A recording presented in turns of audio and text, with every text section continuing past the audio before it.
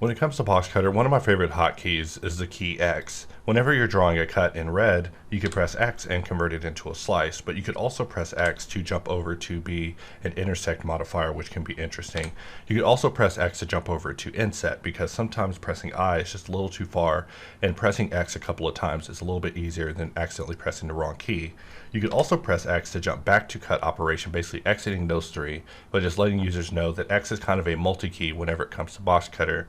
In the event you want to linearly jump to a specific operation, you could always press D to bring up the helper, and just by clicking through the options, you're able to change the state of your shape on the fly to whatever state you're trying to get to. So the X hotkey is just there for power users, but just letting users know that X is a multi-use key. But one of my favorites is definitely jumping over to intersect.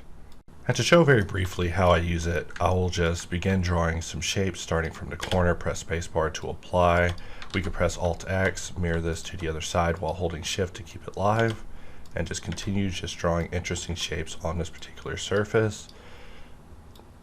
until finally I can press D, jump over to circle, and we can just hold control to just start drawing a circle from this particular center dot, and by pressing X twice I can jump over to basically an intersect and turn this into a cylindrical result. And then sometimes I'll follow that up with QOT, press spacebar in order to change that into a cylinder. We could press A in order to adjust the amount of cylinder we're getting, click to apply, and if we delete these two top faces, we could press Q and go under modifier and solidify, just creating this really interesting cylindrical shape just built off of a general radial workflow of just playing with a few mirrors.